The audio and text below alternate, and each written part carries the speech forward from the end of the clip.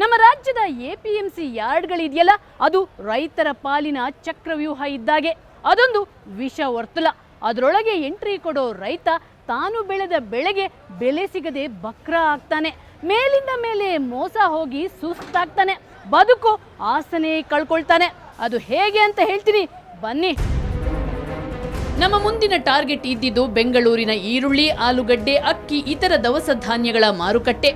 ಈ ಮಾರುಕಟ್ಟೆಯೊಳಗೆ ಎಂಟ್ರಿ ಹೊಡೆಯುತ್ತಿದ್ದ ಹಾಗೆ ನಮಗೆ ಶಾಕ್ ಕಾದಿತ್ತು.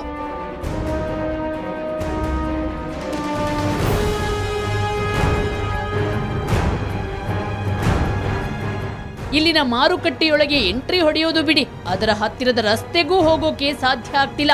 ಯಾಕಂದ್ರೆ ಇಡೀ ಎಪಿಎಂಸಿ ಯಾರ್ಡ್ನಲ್ಲಿ ಟ್ರಾಫಿಕ್ ಜಾಮ್ ಆಗಿತ್ತು. ಬೆಂಗಳೂರು ಎಪಿಎಂಸಿ ಯಾರ್ಡ್ನ ಪರಿಸ್ಥಿತಿ ಯಾವ ರೀತಿ ಆಗಿದೆ ಅನ್ನೋದಕ್ಕೆ ನಿಮಗೆ ಸಾಕ್ಷಿ ಸಮೇತ ಉದಾಹರಣೆ ಕೊಡ್ತೀನಿ ನೋಡಿ. ಈ ರೀತಿ ಆಲೂಗಡ್ಡೆ, ಈರುಳ್ಳಿ ಲಾರಿಗಳು ಕಳೆದ 2 ದಿನಗಳಿಂದ ಇದೇ ರೀತಿ ರೋಡಲ್ಲಿವೆ.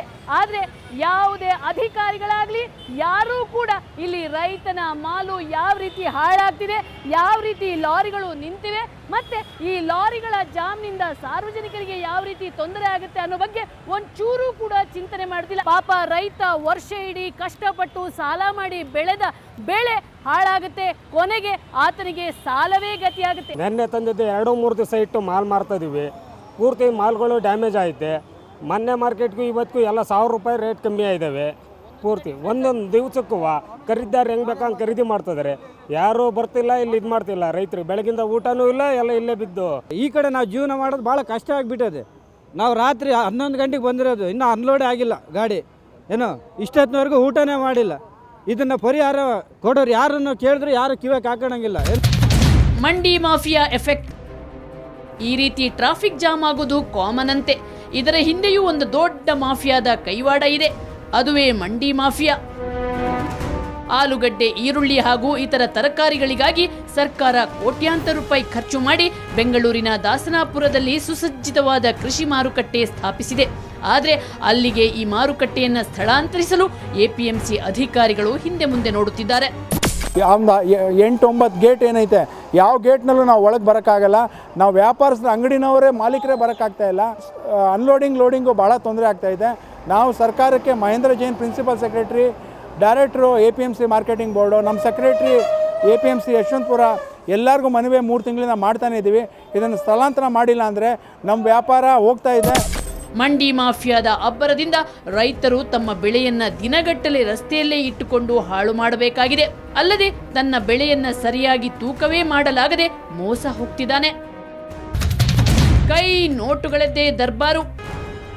ಇನ್ನು ಕಷ್ಟಪಟ್ಟು ಮಾರುಕಟ್ಟೆಯೊಳಗೆ ಎಂಟ್ರಿ ಪಡೆದ ನಮಗೆ ಮತ್ತೊಂದು ವಿಚಿತ್ರ ಮಾಫಿಯಾದ ಪರಿಚಯ ಆಯಿತು. ಅದುವೇ ಕೈ ಮಾಫಿಯಾ. ಎಸ್, ಈ ಮಾಫಿಯಾದ ಬಣ್ಣ ಬಯಲು ಮಾಡಲು ರಹಸ್ಯ ಕಾರ್ಯಾಚರಣೆಗಿಳಿದ್ವಿ. ಖರೀದಿದಾರರ ವೇಷದಲ್ಲಿ ಈರುಳ್ಳಿ ಮಂಡಿಗೆ ತೆರಳಿ ಹರಾಜಲ್ಲಿ ಭಾಗವಹಿಸಿದ್ವಿ.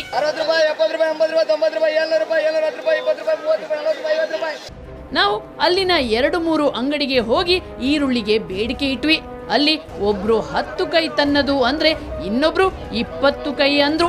ಅಷ್ಟು ಕಮಿಷನ್ ಫಿಕ್ಸ್ ಮಾಡಿ ನಾವು ಈರುಳ್ಳಿ ಖರೀದಿಸಿದ್ವಿ. 50 ಇದೆ ನೋಡಪ್ಪ, 850 5 ಚೀಲ, 850 50 50 50 850 50 ರೂಪಾಯಿ, 850 ಮುಚ್ಚೆ ನೋಡಿ, ಮುಚ್ಚೆ ಎಷ್ಟಿದೆ ಮೇಲೆ ಮೇಲೆ ಎಷ್ಟಿದೆ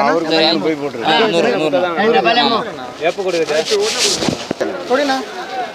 695 ಅಣ್ಣ, 650 ಅಣ್ಣ ಕೊಡಿನಾ ಅಣ್ಣ. ಒಂದು 10 ಲಕ್ಷ 675 ಅಣ್ಣ. ಅಣ್ಣ ಆಯ್ತು, ನಂಬರ್ ಎಷ್ಟು? 90 ಅದಕ್ಕೆ ಬಿಲ್ಲು ಪಡೆದ್ವಿ.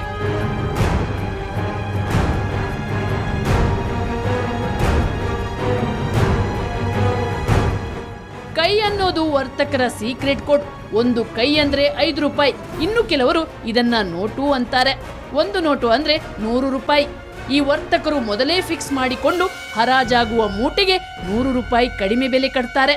ಅಂದ್ರೆ ಈ ಕೈ ನೋಟು ಮಾಫಿಯಾದಿಂದಾಗಿ ರೈತನಿಗೆ ಪ್ರತಿ ಲೋಡಿಗೆ ಕನಿಷ್ಠ ಅಂದ್ರೂ 25,000 ರೂಪಾಯಿ ನಷ್ಟ ಆಗುತ್ತೆ.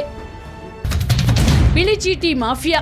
ಬಿಳಿ ಚೀಟಿ ಅಂದರೆ ಅವರು ನಾವು ಸರ್ಕಾರದಿಂದ ಕೊಡೋ ನಮ್ಮ ಇದರಿಂದ ಕೊಡೋ ಒಂದು ಚೀಟಿಯಲ್ಲಿ ಬರೀದಿರ ಅವ್ರ ಬಿಳಿ ಚೀಟಿಯಲ್ಲಿ ತಮ್ಮ ಒಂದು ಬಾಡಿಗೆ ಅಡ್ವಾನ್ಸು ಇತರೆ ಕಡಿತಗಳು ಎಲ್ಲ ಬರೆದು ಅವ್ರಿಗೆ ಕೊಟ್ಟಿರ್ತಾರೆ. ಅದು ಅಧಿಕೃತ ಅಲ್ಲ, ಅದು ತಾತ್ಕಾಲಿಕವಾಗಿ ಅವ್ರು ತೆಗೆದುಕೊಂಡು ಅದನ್ನು ಪಟ್ಟಿಗಳು ಮಾಡ್ಕೊಂಡು ಎತ್ಕೊಂಡು ಹೋಗಿ ಮನೇಲಿ ಕೊಡ್ತಾರೆ. ಅದು ಬಿಳಿ ಚೀಟಿ ಅಂತೀವಿ.